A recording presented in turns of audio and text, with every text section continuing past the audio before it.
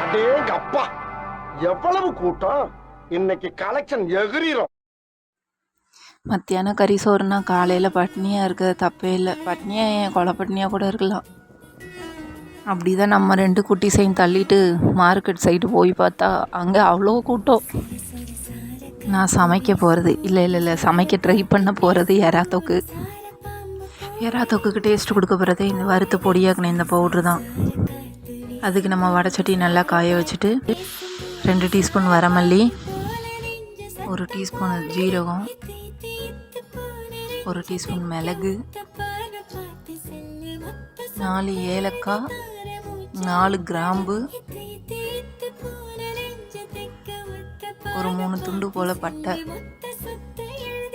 அப்புறம் நம்மளுக்கு காரத்துக்கு தேவையான அளவுக்கு 6 7 காஞ்ச மிளகாய் சேர்த்துக்கலாம்.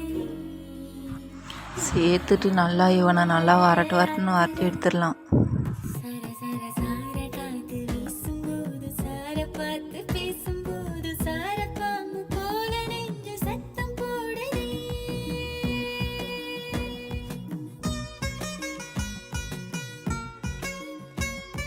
நல்லா வறுத்துட்டு ஈரமில்லாத மிக்ஸி ஜாரில் போட்டு நல்லா கொரகொரப்பாக அரைச்சி எடுத்து வச்சுக்கலாம். தண்ணி ஊற்றாமல் கொரகொரப்பாக அரைக்கணும்.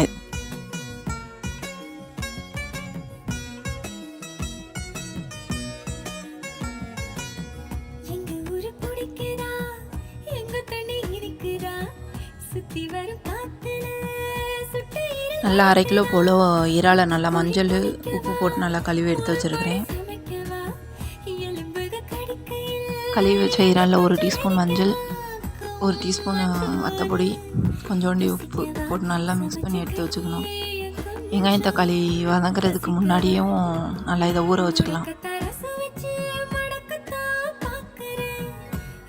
என்னை நம்பி இந்த ரெசிபியை ஃபாலோ பண்ணலாம். 100% உத்தரவாதம்.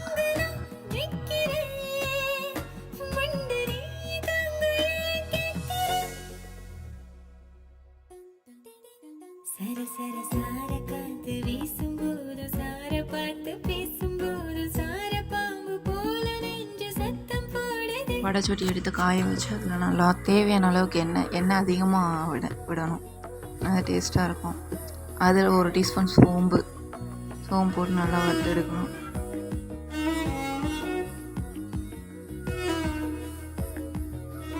அப்புறம் 1/2 கப்பு நறுக்குன சின்ன வெங்காயம் நல்லா குட்டி குட்டியாக நறுக்கணும். நறுக்கி அது நல்லா வதக்கணும். கண்ணாடி பதம்னு சொல்லுவாங்களா, அந்த அளவுக்கு அந்த ஸ்டேஜுக்கு மேலேயும் வதக்கணும். நல்லா 1 ஸ்பூன் இஞ்சி பூண்டு பேஸ்ட்டு, 2 தக்காளியை நல்லா நறுக்கி வதக்கிக்கணும். நல்லா குழையிற அளவுக்கு வதக்கணும். தக்காளி தனியாக தோல் தனியாக, அதோட தோல் தனியாக வர அளவுக்கு வதக்கணும். அப்புறம் கழுவி மஞ்சள் தூள் வத்தப்பொடி போட்டு ஊற வச்ச இறாலை தூக்கி இந்த மிக்சிங்கில் போட்டுறணும். அப்புறம் நம்ம வறுத்து அரைச்சி வச்ச அந்த மசால் பவுடரை தூக்கி இதில் நல்லா தூவி விட்டுறணும்.